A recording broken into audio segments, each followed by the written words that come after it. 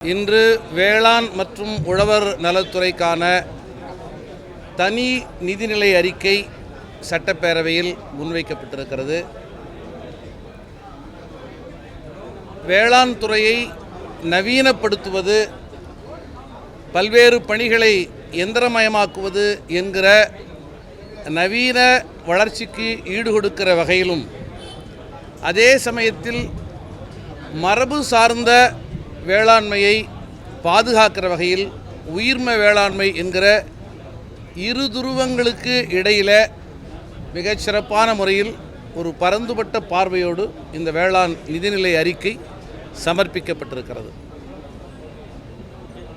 காலநிலை மாற்றம் இன்று வேளாண் துறையை பொறுத்தவரையில் மிகப்பெரிய சவாலாக இருக்கிறது. அந்த அடிப்படையில் பாசன பரப்புகளை விரிவுபடுத்திட சிறப்பு திட்டங்கள் உருவாக்கப்பட்டிருக்கின்றன. மானாவாரி நிலங்களில் கோடை காலத்தில் உழவு செய்திடுகிற வகையில் முயற்சிகள் மேற்கொள்ளப்பட்டு திட்டங்கள் வடிவமைக்கப்பட்டிருக்கின்றன. சற்றேறக்குறைய ஆண்டொன்றுக்கு 10,000 வேளாண் பட்டதாரிகள் தமிழகத்திலே படித்து கல்லூரியில் இருந்து வெளியே வருகிறார்கள்.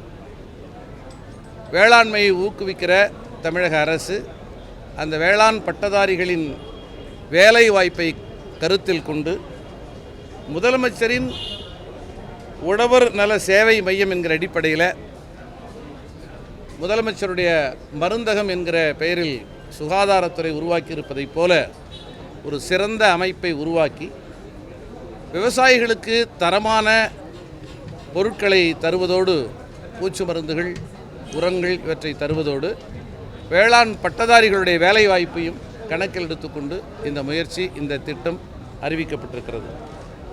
மிக முக்கியமாக நிலமற்ற விவசாய கூலிகள் கூடுதலாக அக்கறையோடு இந்த நிதிநிலை அறிக்கையில் கவனிக்கப்பட்டிருக்கிறார்கள். அவர்களுக்கு வழங்கப்படுகிற காப்பீட்டுத் தொகை, உயிர் காப்பீட்டுத் தொகை, விபத்து காப்பீட்டுத் தொகை என்பது 2 மடங்காக உயர்த்தி தரப்பட்டிருக்கிறது. நான் வசிக்கிற கடலூர் மாவட்டத்திலே விளையக்கூடிய மிக முக்கியமான விளைச்சலாக இருக்கக்கூடிய முந்திரி பயிருக்கு முந்திரி வாரியம் உருவாக்கப்பட்டிருக்கிறது. மிக குறிப்பாக வேளாண் துறை என்பது நீண்ட நெடிய காலமாக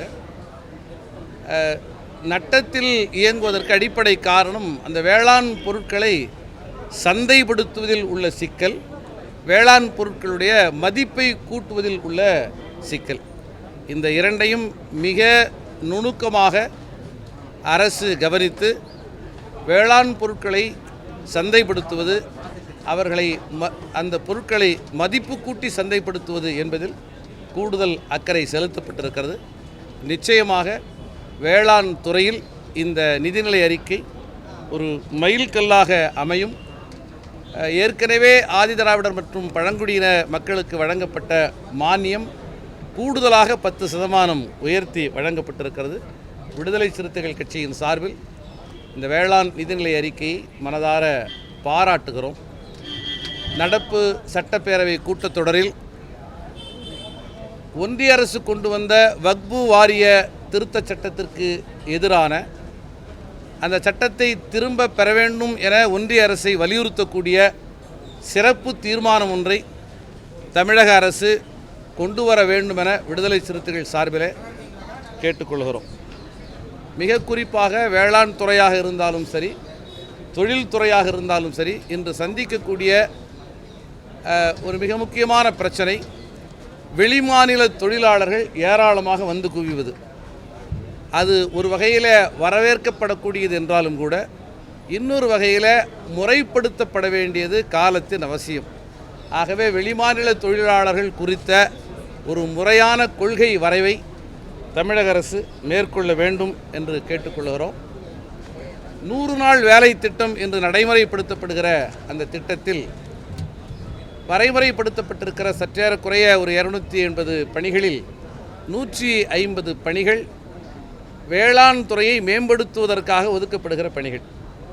இவற்றில் வேளாண் துறை கூடுதல் கவனம் எடுத்துக்கொண்டு அந்த பணிகளை தனிநபர்களாக சிறு விவசாயிகளாக இருக்கக்கூடிய விவசாயிகள் பயன்பெறக்கூடிய வகையில் இந்த 100 நாள் வேலை திட்டத்தை ஒருங்கிணைக்க வேண்டும் என விடுதலை சிறுத்தைகள் சார்பிலே ஆலோசனையை முன்வைக்க கடமைப்பட்டிருக்கிறோம். மிக சிறு விவசாயிகளாக இருக்கக்கூடிய 1/2 ஏக்கர் 1 ஏக்கர் 2 ஏக்கருங்கிற அளவில் இருக்கக்கூடிய விவசாயிகளுடைய நீராதாரம் இதர பணிகள் சவாலாக இருக்கின்றன. ஆகவே அந்த சிறு குறு விவசாயிகளை ஒருங்கிணைத்து கூட்டு பண்ணை முறையை உருவாக்கிடவும் தமிழக அரசு கருதி பார்க்க வேண்டும் எனவும் விடுதலை சிறுத்தைகள் சார்பில் கேட்டுக்கொள்கிறோம். பாதகம் செய்பவரை கண்டால் நாம் பயம் கொள்ளலாகாது பாப்பா. மோதி மிதித்துவிடு பாப்பா, அவர் முகத்தில் உமிழ்ந்துவிடு பாப்பா. அண்மை செய்திகளை உடனுக்குடன் தெரிந்து கொள்ள இணைந்திருங்கள் எம் நாடு தொலைக்காட்சியுடன்.